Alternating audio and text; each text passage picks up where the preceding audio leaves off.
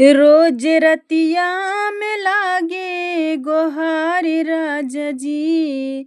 रोज रतिया में लागे गोहारी राजा जी। चोरवा हर ले बन दिया हमारे राजा जी। चोरवा हर ले बन दिया हमारे राजा जी। चोरवा हर ले बन दिया। भोरही में आवे संदेश नई हरवा से। भोरही में आवे संदेश नई हरवा से। रतियम सेन कटी गईल पीछवरवा से। रतियम सेन कटी गईल पीछवरवा से। चोरवा ले गईल भौजी के हारी राजा जी।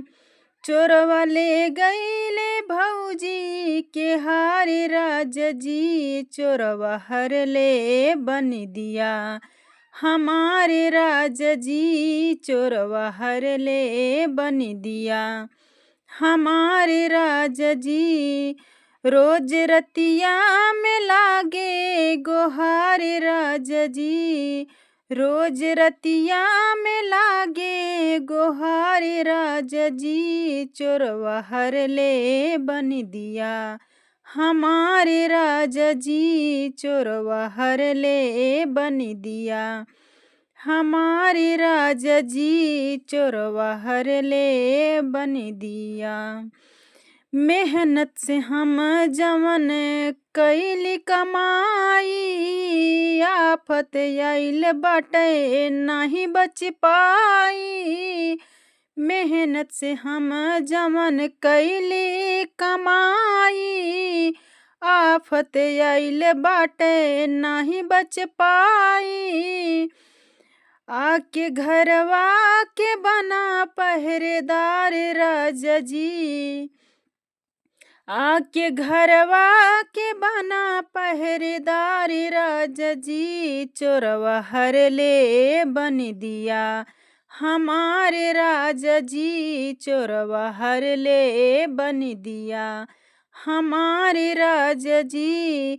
रोज रतिया में लागे गोहारी राजा जी। चोरवा हर ले बन दिया हमारे राजा जी। चोरवा हर ले बन दिया हमारे राजा जी। चोरवा हर ले बन दिया।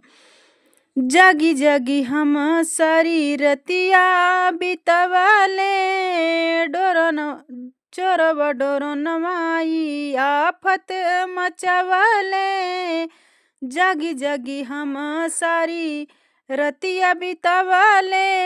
चोरवा डोरो नवाई आफत मचवले।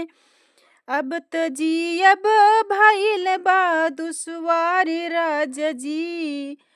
अब तो जियल भइल बा दुश्वारी राजा जी। चोरवा हर ले बन दिया हमारे राजा जी। चोरवा हर ले बन दिया हमारे राजा जी। रोज रतिया में लागे गोहारी राजा जी। चोरवा हर ले बन दिया हमारे राजा जी। चोरवा हर ले बन दिया।